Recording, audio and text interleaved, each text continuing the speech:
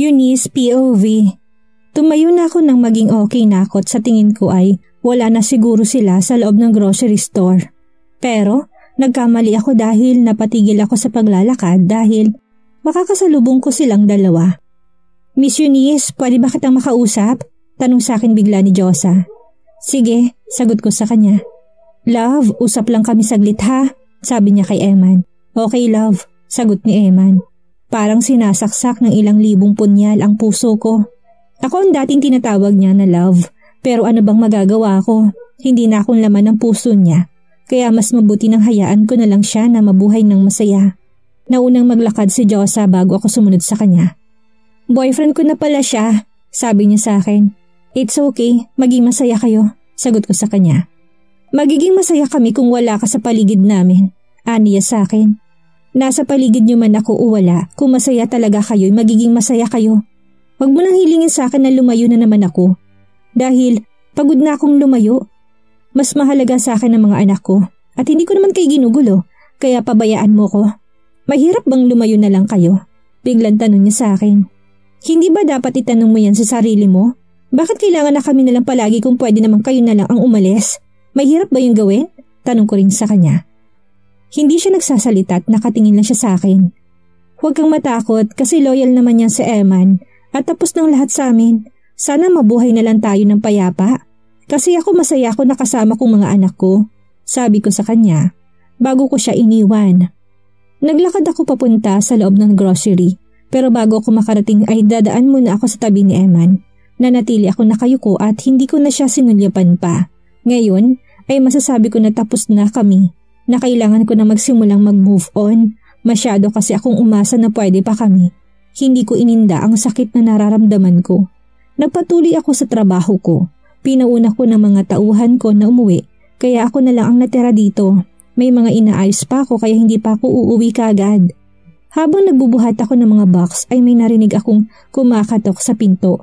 Nang lumingon ako si Emma nang nasa labas. Nakasuot siya ng uniform niya. Naglakad ako para labasin siya. Good evening po, magalang na bati ko sa kanya. Bakit hindi ka pa umuwi? Paano kung may manloob ulit dito? Parang naiinis na tanong niya sa akin. May tinatapos lang po ako. Kung wala na po kayong sasabihin ay tatapusin ko na po munang ginagawa ko. Sabi ko sa kanya. Iniwan ko siya at naglakad ako ulit papasok sa loob. Nila ko rin ang pintuan para walang makapasok. 5 box na lang ililipat ko kaya matatapos na ako. Hindi naman mabigat kaya naman mabilis nang akong natapos. Ramdam ko na may nakatingin sa akin kaya never na akong lumingon sa pintuan. Nang matapos na ako'y mabilis kong sinara ang grocery store. Nakita ko na nakatayo si Eman malapit sa akin pero hindi talaga ako tumingin sa kanya. Mabilis akong sumakay sa kotse. At ngayon lang ako nakahinga ng maayos dahil tuwing nasa malapit siya'y naninikip ang dibdib ko. Fully tinted ang kotse kaya nakatingin ako sa kanya ngayon. Nakatingin din pala siya sa akin.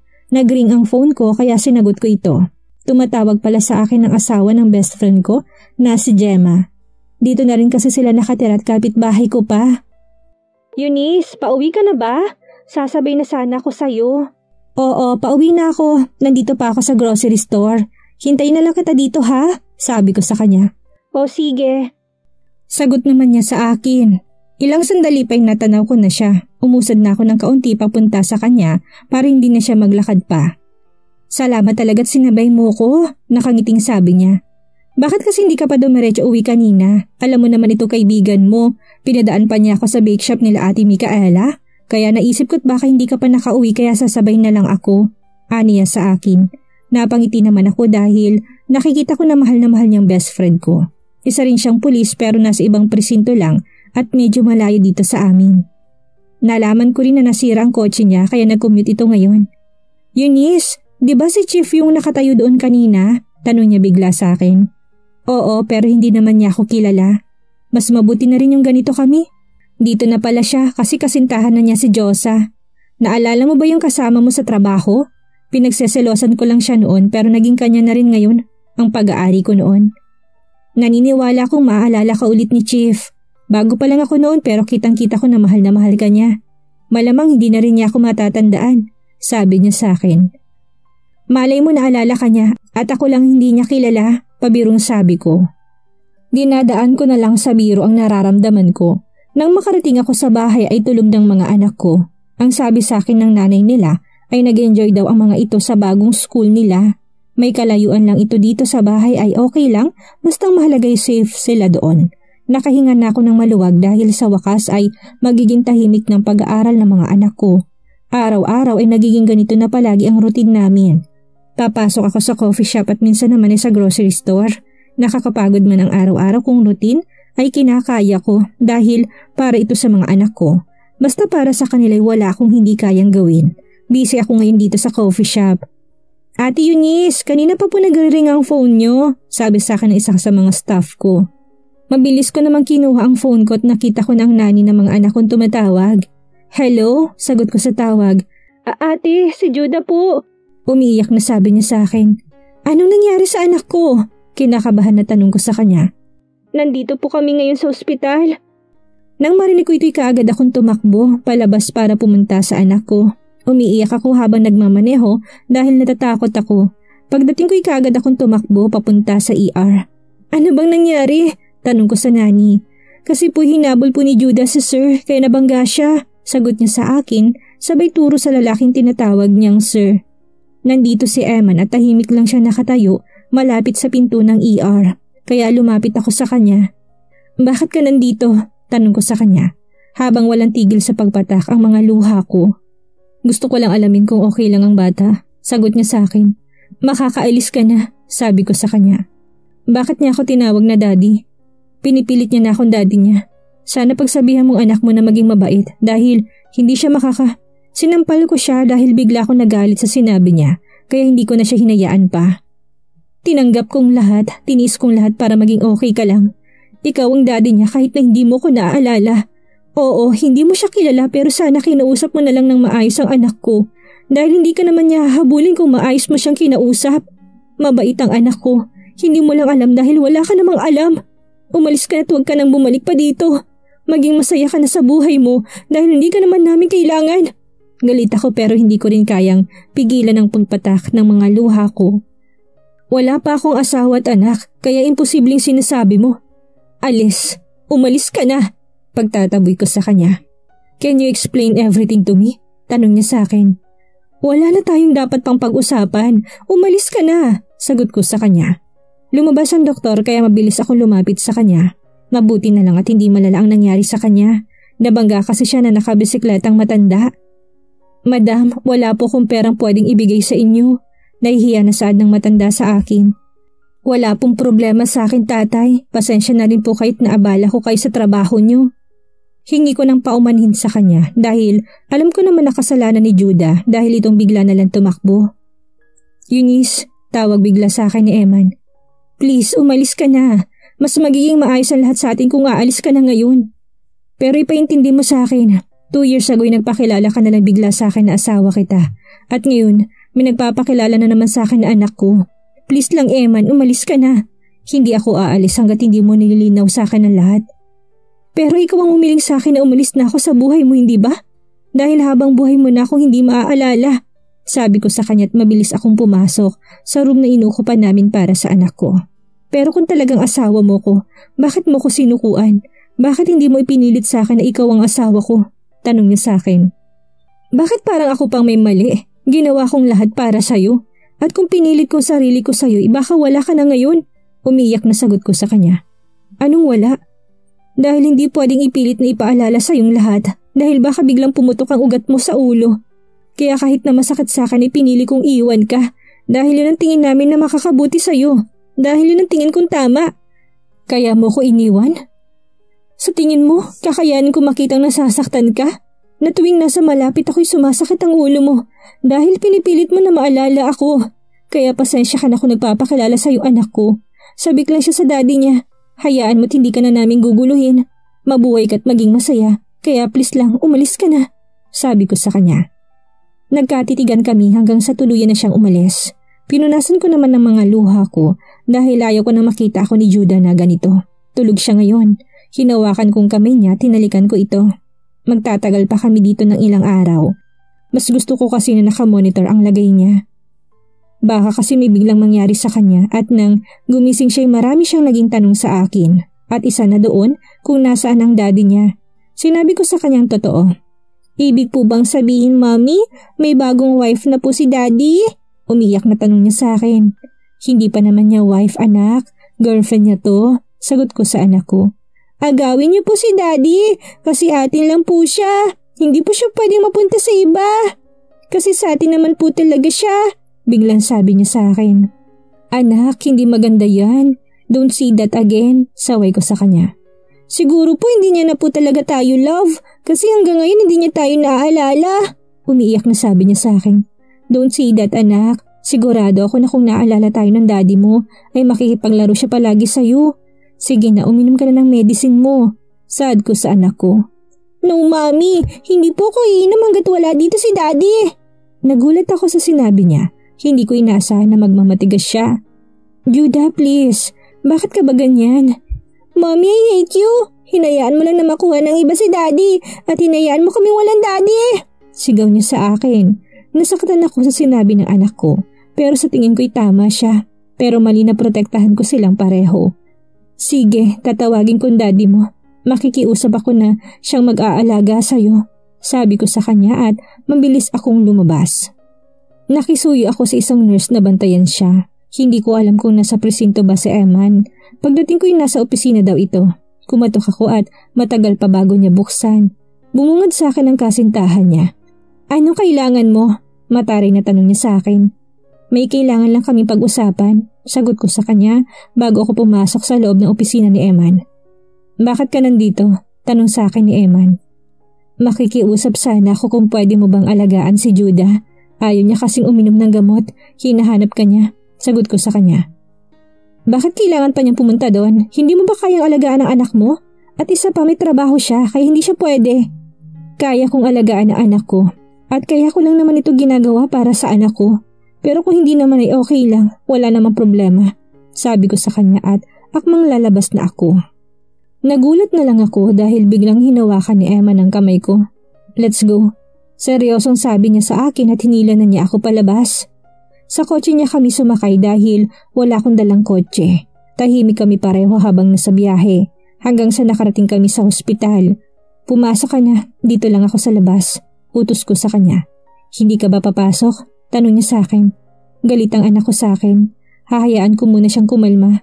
Sige na, pumasok ka na kasi hinihintay ka talaga niya. At kung sakali man na nagduda ka ay willing naman akong magpa-DNA kayong tatlo. Sagot ko sa kanya. Tatlo?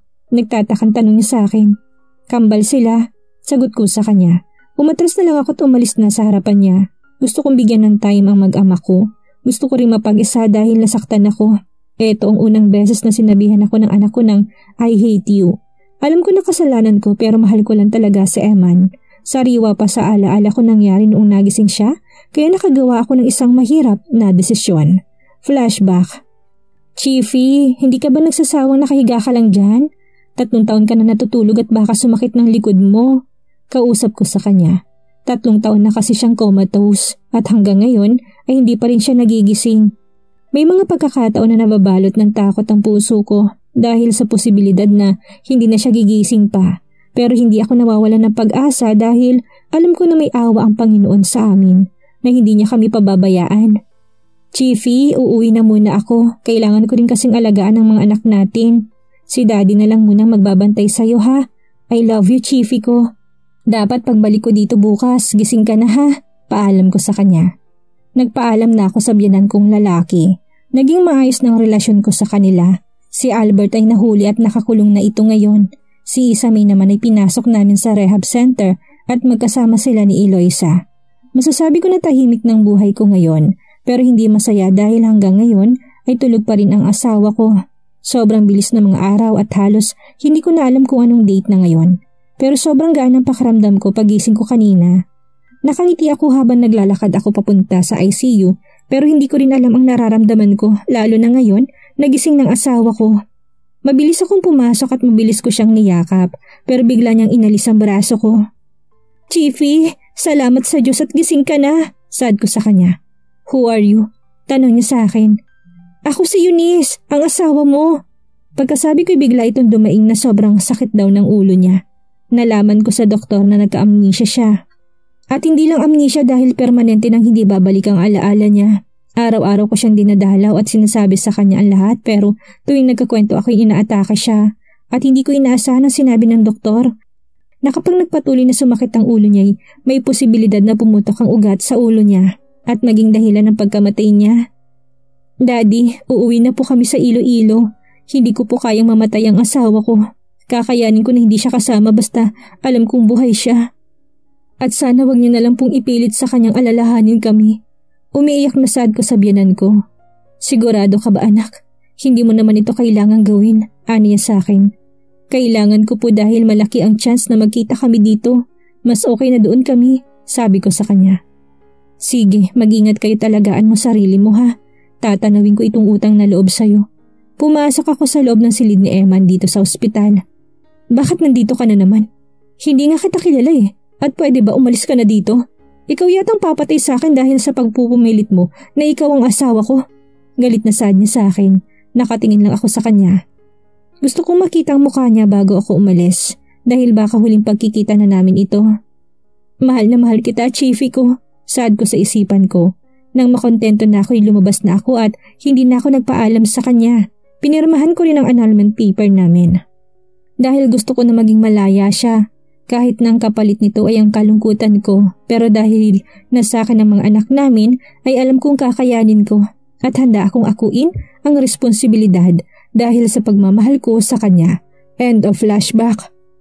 Ginawa ko naman ang lahat pero sadyang hindi ko kontrolado ang ikot ng mundo kaya hindi ko na alam ang gagawin ko ngayon. Hinahanap ka ng anak mo. Biglang nagsalita si Eman sa likuran ko kaya mabilis kong pinunasan ng mga luha ko. Uminom na ba siya ng gamot niya? Tanong ko sa kanya. Tapos na tinahanap ka na niya. Salamat, sabi ko sa kanya.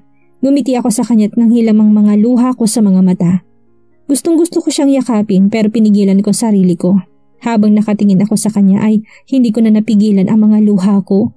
Umiyak na ako sa harapan niya. Pasensya ka na. Naabala pa kita. Umiyak na sabi ko sa kanya. Yumuko ako dahil sobrang sakit ng puso ko dahil hindi ko kayang makita ang mukha niya. Sa loob ng ilang taon ay palagi kong pinagdarasal na sana'y makasama ko siya dahil sobrang mahal na mahal kong asawa ko. Siya ang buhay ko at kaya ako kinakaya ang lahat ay dahil sa kanya. Nagulat ako dahil hinila niya ako at mahigpit na niyakap. Shh, don't cry. I'm sorry. Bulong niya sa tenga ko kaya lalo akong umiyak. Chiefy, miss na kita. Bumalik ka na sa amin. Kailangan kita. Ang sabi mo sa akin ako lang. Ang sabi mo sa akin na kahit anong mangyari ako lang ang mahal mo. Pero bakit may mahal ka ng iba? Wala ka man lang bang nararamdaman para sa akin kapag nakikita mo ko? Ang sabi nila, nakakalimot ang isipan pero hindi ang puso. Hindi ko na kayang pigilan ang sarili ko. Hindi siya sumasagot sa akin. Sobrang sakit ng puso ko. Mula noon hanggang ngayon ay palagi na lang ako nasasaktan. Kaya siguro panahon na para tapusin na namin ito. Para tuluyan kong maayos ang sarili ko. May hirap at masakit pero pipilitin ko. Pasensya ka na sa mga sinabi. Hindi ko na natapos ang sasabihin ko dahil bigla niya akong hinalikan. Kaya lalong bumuhos ang mga luha ko. Hindi ko alam kung tutugon ba ako sa halik niya. Nang tumigil siya'y mabilis akong umalis at pumasok sa silid ng anak ko. Tulog na tulog ito ngayon. Upo ako sa tabi niya at umiyak ako habang nakatingin ako sa kanya. Hanggang sa nakatulog na pala ako. Nagising lang ako dahil ginigising ako ni Judah. May masakit ba sa'yo? May gusto ka bang kainin? Sunod-sunod na tanong ko sa anak ko. I'm sorry, Mommy. Sorry po kasi lalo kang nagiging sad dahil sa akin. Promise, Mommy, behave na po ako. Hindi na po ako mangungulit na pumunta dito si Daddy. Huwag na po kayong umiyak. Namamagana po yung mga mata nyo. Sorry po kung bad ako. Umiiyak na sabi niya sa akin. Baby, hindi ka bad at wala kang kasalanan. Why are you blaming yourself? I realize that it's all my fault. I'm sorry baby kasi selfish si Mommy. Hindi ko kayo inisip, sabi ko sa kanya. Mommy! Umiyak na tawag niya sa akin. Stop crying na. Gusto mo bang umuwi na tayo? Tanong ko sa kanya. Opo, uwi na po tayo. Sigurado po kung hinahanap na tayo ni Julia, sagot niya sa akin. Ang bala ko na manatili dito hindi na nasunod. Umuwi na lang kami at after 1 week babalik kami para sa follow-up check-up niya. Pagkarating namin sa bahay ay kaagad na niyakap ni Julia ang kakambal niya. Natulog kami na magkakatabi. Napabalikwas ako dahil wala na sa tabi kong mga anak ko. Kaya mabilis akong lumabas sa silid namin. Halos matuod ako sa kinatatayuan ko dahil sa lalaking nasa harapan ko ngayon. Bakit siya nandito? Tanong ko sa sarili ko. Good morning. Nakangiting bati niya sa akin. Bakit ka nandito? Tanong ko sa kanya. Mommy, ang sabi po ni Daddy dito na po siya titira sa atin. Biglang sabi sa akin ni Judah. Ha? Bakit? Tanong ko sa kanya. Gusto ko lang, sagot niya sa akin. Pwede ba tayong mag-usap? Tanong ko sa kanya. Okay, sagot niya sa akin at hinilan niya ako papunta sa silid ko. Anong ginagawa mo? Tanong ko sa kanya. Sabi mo mag-uusap tayo. Pero pwede naman tayong mag-usap sa labas, sabi ko sa kanya. Bakit gusto mo na bang marinig nilang pag-uusapan natin? Tanong niya sa akin. Napahinga na lang ako ng malalim dahil hindi ko alam kung anong trip niya sa buhay niya. Man, hindi ka pwede dito, sabi ko sa kanya. Why? Dahil hindi magandang tingnan. You have a girlfriend at huwag mo naman siyang saktan. Huwag mo rin saktan ang damdamin ng mga anak ko, sabi ko sa kanya. But you're my wife, sabi niya sa akin. Your ex-wife, pagtatama ko sa sinabi niya. You're still my wife. Tumawag ako kay Daddy at sinabi niya sa akin ng lahat. Eunice, siguro hindi ko na maalala ang lahat sa atin noon pero pwede naman tayong gumawa ng mga bagong memories, hindi ba? Kasama ang mga anak natin. Saad niya sa akin. Paanong girlfriend mo? Hindi ko mapigilang itanong sa kanya. She's a liar. Pinaniwala niya ako sa mga kwento niya. Sagot niya sa akin. Dahil sa sinabi niya hinampas ko siya sa sobrang inis ko. Ouch! Nananakit ka? Aniya sa akin. Sira ulo ka talaga. Sa kanya naniniwala ka pero sa akin hindi. Dahil gandang-ganda ka pa rin sa kanya. Buwisit ka talaga. Sigaw ko sa kanya bago ako lumabas sa silid namin. Pero nagulat ako dahil nasa tapat na ng pintuan ng kambal kong anak. Hinayaan ko lang sila at pumunta ako sa kusina. Masama nang ang loob ko na hindi niya ako naalala pero mas lalong sumama dahil sa nalaman ko. Hindi ba talaga kapani-paniwalang asawa niya ako? Pero nung nagsabi itong jowa niya yon, naniwala kaagad siya. Making memories doubts? Naiinis na bulalas ko. Okay lang po ba kayo ate? Tanong sa akin ng mga nani ng anak ko. Bakit mo pinapasok ang lalaking yun? Tanong ko sa kanya. Ang sabi po kasi niya siya daw po yung tunay niyong asawa. Saka ang gwapo niya po, sabi nito sa akin. Hindi siya gwapo, pangit siya't matanda na. Nainis na sabi ko. Really? Pangit ako't matanda na? Tanong niya sa akin. Oo, matanda ka naman na talaga. Hindi ka pwedeng tumira dito, sabi ko sa kanya. Mga anak, ayaw ng mami niyo na dito ako. Kawawa naman ako dahil wala akong house. Saan ako matutulog? Uminit ang ulo ko sa sinabi niya. Talagang nagpapakampi pa siya sa anak niya. Sa sobrang inis ko'y pumasok ako sa silid ko para maligo. Pala ko na lang magtrabaho kaysa makasama siya dito. Total nandito na siya, alagaan na lang niya mga anak niya. Papasok na sana ako sa banyo pero biglang nahagip ng mga mata kong phone ko. Mabilis ko tong kinuha dahil bala ko nang tawagan si Daddy. Hello anak, kamusta na kayo? Hello Dad, si Eman po nandito. Pagbibigay alam ko sa kanya. Ngayon lang ba kayo nakita? 3 linggo na siya dyan. Pasensya ka na anak ha, pero hindi ko na kayang ganito kayo. Masyado nang matagal ang 2 taon, kaya nakiusap ako na ilipat siya dyan. Aniya sa akin.